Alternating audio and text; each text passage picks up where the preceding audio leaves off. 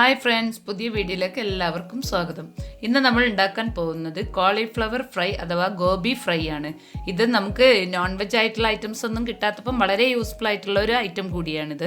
നിങ്ങൾ ആദ്യമായിട്ടാണ് എൻ്റെ ചാനൽ കാണുന്നതെങ്കിൽ പ്ലീസ് ഒന്ന് ലൈക്ക് ചെയ്യുക, സബ്സ്ക്രൈബ് ചെയ്യുക, അതോടൊപ്പം ബെൽ ബട്ടൺ ഒന്ന് ക്ലിക്ക് ചെയ്യുകയും ചെയ്യുക. എന്നാൽ നമുക്കിനി വീഡിയോയിലേക്ക് കിടക്കാം. അതിനുവേണ്ടി ഞാൻ എടുത്തു വെച്ച നന്നായിട്ട് വാഷ് ചെയ്തിട്ടുള്ള കോളിഫ്ലവറാണ്.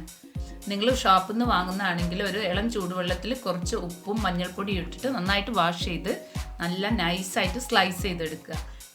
എന്നിട്ട് നമുക്ക് കോളിഫ്ലവറിലേക്കുള്ള മസാല റെഡിയാക്കാം. അതിനു വേണ്ടി ഒരു 1/2 ടീസ്പൂൺ വെളുത്തുള്ളി ചതച്ചത് ഇതിലേക്ക് എടുക്കുക. പിന്നെ നമുക്കിതിലേക്ക് വേണ്ടത് അതേപോലെ ഒരു 1/2 ടീസ്പൂൺ ഇഞ്ചി ചതച്ചതും കൂടെയാണ്.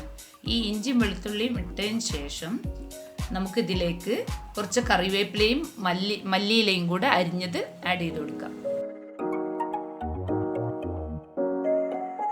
എന്നിട്ട് ഇതിലേക്ക് ഒരു 1/2 ടീസ്പൂൺ മഞ്ഞൾപ്പൊടി,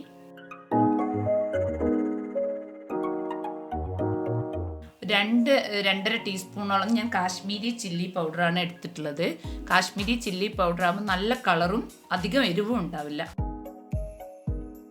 പിന്നെ ഞാൻ ഇതിലേക്ക് ഒരു 1/4 ടീസ്പൂൺ ഗരം മസാലയും കൂടെ ആഡ് ചെയ്തിട്ടുണ്ട്. ഒരു 1/2 ടീസ്പൂണോളം ചിക്കൻ മസാലയും കൂടെ ആഡ് ചെയ്യുന്നുണ്ട്. അത് നല്ലൊരു ഫ്ലേവർ കിട്ടും, അതിന് വേണ്ടിയിട്ടാണ്.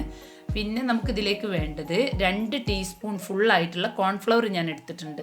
അപ്പോഴേ നമ്മളെ മസാല ശരിക്കും ഈ കോളിഫ്ലവറിലേക്ക് പിടിക്കുകയുള്ളൂ.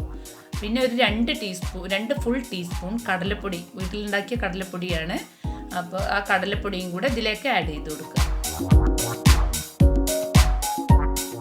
എന്നിട്ട് ആവശ്യത്തിന് ഉപ്പും കൂടെ ഇട്ടതിന് ശേഷം 1 ടീസ്പൂൺ ഞാൻ വെളിച്ചെണ്ണയാണ് ഒഴിച്ചു കൊടുക്കുന്നത്, എന്തെങ്കിലും ഓയിൽ ഒഴിച്ചു കൊടുക്കുക. എന്നിട്ട് ഒരു മുട്ട, ഇതിപ്പോൾ നാടൻ മുട്ടയാണ്, നിങ്ങൾക്ക് ഏത് മുട്ടയാണോ കിട്ടുന്നത് ആ ഒരു മുട്ടയും കൂടെ ഇതിലേക്ക് പൊട്ടിച്ചൊഴിക്കുക, ഈ മസാലയിലേക്ക് പൊട്ടിച്ചൊഴിക്കുക. എന്നിട്ട് ഒരു 1/2 ചെറുനാരങ്ങൻ്റെ നീര് പിഴിഞ്ഞത്, ഞാൻ 1/2 ചെറുനാരങ്ങ എടുത്തിട്ടുള്ളത്. ഒരു പുളിക്ക് വേണ്ടിയിട്ടാണ്, അതിൻ്റെ ഒരു പ്രത്യേക ടേസ്റ്റും ഫ്ലേവറും ഒക്കെ വരും ചെറുനാരങ്ങ ചേർക്കുമ്പോൾ.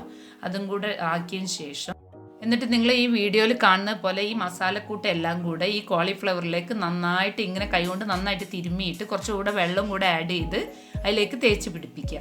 എന്നിട്ട് നമുക്കിത് കുറച്ച് നേരം റെസ്റ്റ് ചെയ്യാൻ വെക്കണം നിർബന്ധമില്ല. എന്നിട്ട് പിന്നീട് നമുക്കിത് ഫ്രൈ ചെയ്യാൻ വേണ്ടി ഒരു പാൻ അടുപ്പത്ത് വെച്ച്, ഞാൻ ചീനച്ചട്ടിയാണ് വെച്ചിട്ടുള്ളത്. അതിലേക്ക് ആവശ്യത്തിന് ഞാൻ വെളിച്ചെണ്ണയാണ് എടുത്തിട്ടുള്ളത്. അത്യാവശ്യം ഫുൾ ഫ്ലെയിമിലായിരിക്കണം ഫ്ലെയിം, അത് പ്രത്യേകം ശ്രദ്ധിക്കണം. അത്യാവശ്യം നമ്മൾ ഇടുന്ന കോളിഫ്ലവർ മുങ്ങി ഫ്രൈ ആവാനുള്ള വെളിച്ചെണ്ണ ഒഴിച്ചു കൊടുക്കണം.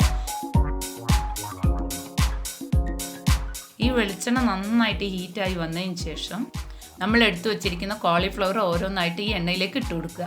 ആ സമയം നിങ്ങൾ പ്രത്യേകം ശ്രദ്ധിക്കേണ്ടത് ഫ്ലെയിം ഫുള്ളായിരിക്കണം.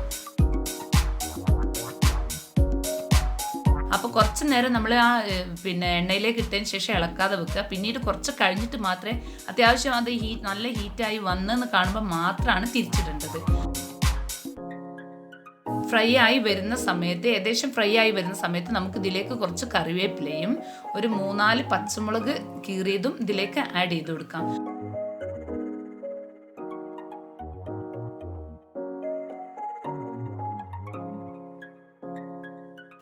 ഇപ്പം നമ്മുടെ കോളിഫ്ലവർ ഏകദേശം റെഡി ആയിട്ടുണ്ട്. നമുക്ക് ഇതിപ്പോൾ ഈ എണ്ണയിൽ നിന്ന് കോരി മാറ്റി ഒരു പാത്രത്തിലേക്ക് സെർവ് ചെയ്യാം. നമ്മളുടെ ടേസ്റ്റി ആയിട്ടുള്ള വളരെ ഈസി ആയിട്ടുള്ള കോളിഫ്ലവർ ഫ്രൈ റെഡി ആയിട്ടുണ്ട്. നമുക്കിത് ചോറിനൊപ്പവും ചപ്പാത്തിക്കൊപ്പവും എല്ലാം കഴിക്കാൻ നല്ല ടേസ്റ്റാണ്. നിങ്ങളും ഇതൊന്ന് ട്രൈ ചെയ്യുക, എന്നിട്ട് അതിൻ്റെ ഫീഡ്ബാക്ക് എന്നെ അറിയിക്കുക. അടുത്ത വീഡിയോയുമായി വരുന്നവരെ എല്ലാവർക്കും ബൈ.